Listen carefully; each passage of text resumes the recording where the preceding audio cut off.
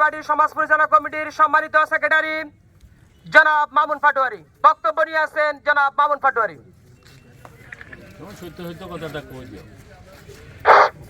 বিসমিল্লাহির রহমানির রহিম। মমতাজ মিয়ারহাট বাজার পরিচালনা কমিটি কর্তৃক আয়োজিত আজকের এই প্রতিবাদ সভায় উপস্থিত সম্মানিত এলাকাবাসী, সবাই আমার সালাম নেবেন। আসসালামু আলাইকুম। আসলে আজকে আমরা এমন একটা পর্যায়ে দাঁড়িয়ে আছি যেখানে আমাদের উপরে অত্যাচার, নির্যাতন, আমাদের উপরে সাদাবাজরা আক্রমণ চালাচ্ছে। এমন পরিস্থিতি এসে আপনাদের সামনে আমরা এসে দাঁড়াইছি। আপনারা আজকে এই প্রতিবাদ সভা করার কারণে যারা সন্ত্রাস, যারা মাদক ব্যবসায়ী, তাদের কাছে অবশ্যই মেসেজ যাবে যে মমতাজ মেয়রবাসী সেই প্রতিবাদ করতে বলে নাই। অতীতে যে প্রতিবাদ করছিল সেই প্রতিবাদ গত 17 বছরে বলে নাই। প্রতিবাদ করতে জানে, তারা রুখে দাঁড়াতে পারে। সুতরাং আপনারা সাবধান হয়ে যান। যারা সাদাবাজ, যারা মাদক ব্যবসায়ী, তারা আপনারা এগুলো থেকে বিরত থাকুন, জনসেবা করার জন্য চেষ্টা করুন। না হলে এলাকাবাসী আপনাদেরকে ছাড় দিবে না। আপনাদের এই বলে আমি আমার বক্তব্য শেষ করছি। আসসালামু আলাইকুম। এই পর্যায়ে বক্তব্য নিয়ে আছেন মমতাজ মিয়ার মেরুন্নেসা ইসলামিয়া দাখিল মাদ্রাসার সম্মানিত শিক্ষক মাওলানা আবু তাহের। বক্তব্য নিয়ে আছেন মাওলানা আবু তাহের। আউযু বিল্লাহি মিনাশ শাইতানির রাজিম। বিসমিল্লাহির রহমানির রহিম। মমতাজ মিয়ারহাট ব্যবসায়ী সমিতি এবং আদর্শ পাঠাগারের উদ্যোগে আজকের এই প্রতিবাদ সভায় সম্মিলিত আগত সম্মানিত এলাকাবাসী, আসসালামু আলাইকুম ওয়া রাহমাতুল্লাহি তাআলা ওয়া বারাকাতুহু। সর্বপ্রথম শুকরিয়া আদায় করছি সে মহান রব্বুল আলামিনের দরবারে। দীর্ঘ 17টি বছর পরে বৈষম্য বিরোধী ছাত্র আন্দোলনের গণ অভ্যুত্থানের মধ্য দিয়ে সরকারি হিসাব অনুযায়ী প্রায় 8 শতাধিক ছাত্র ভাইয়ের জীবনের বিনিময়ে সরকারি হিসাবে 19,200 ছাত্র পঙ্গুত্ব করার মধ্য দিয়ে আমরা যে বিজয় অর্জন করেছি, যার ফলশ্রুতিতে আজকে 17 বছর পরে এই মমতাজ মিয়ারহাট বাজারের ব্রিজের উপর প্রতিবাদ সমাবেশ করার জন্য সুযোগ পেয়েছি। এই জন্য মহান আল্লাহ তাআলার দরবারে শুকরিয়া আদায় করছি, আলহামদুলিল্লাহ। যারা এই সুযোগ সৃষ্টি করে দিয়েছেন তাদেরকে আল্লাহর কাছে দোয়া করছি, আল্লাহ যেন তাদেরকে শাহাদাতের মর্যাদা দিয়ে জান্নাতের আলা মাকা দরজা দান করেন। যারা পঙ্গুত্ব বরণ করে, হাত হারিয়ে, পা হারিয়ে, চোখ হারিয়ে বিভিন্ন হাসপাতালে মৃত্যুর সাথে কাতরাচ্ছেন, আল্লাহ যেন তাদেরকে অতি দ্রুত সুস্থ করে দেন এবং তাদের শোক সন্তপ্ত পরিবারকে ধৈর্য ধারণ করার জন্য যেন ক্ষমতা দান করেন। সকলে বলি আমিন।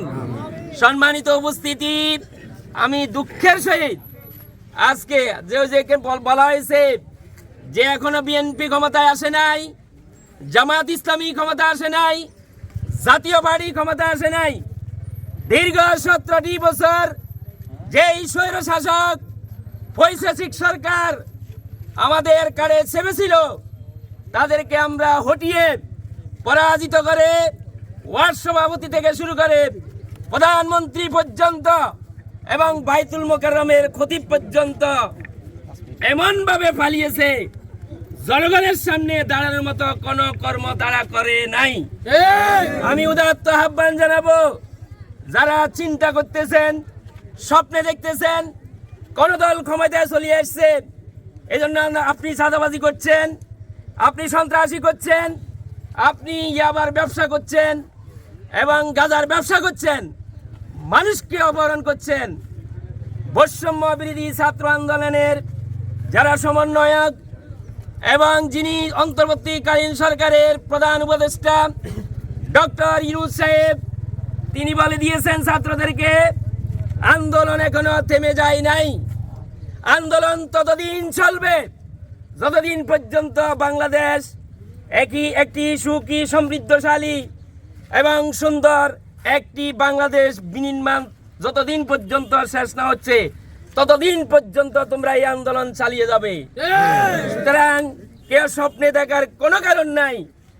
এই অপমার জনসাধারণ আপনারা যারা এখানে উপস্থিত আছেন, সন্ত্রাসী, সাদাবাজি, ইয়াবা ব্যবসায়ী, গাঁজাখোর, এটা একেবারে সংখ্যা নগণ্য। আমি বাজার ব্যবসায়ীর প্রতি উদাত্ত আহ্বান জানাবো, মিনিমাম 200 থেকে 300 সওদাগর আছে।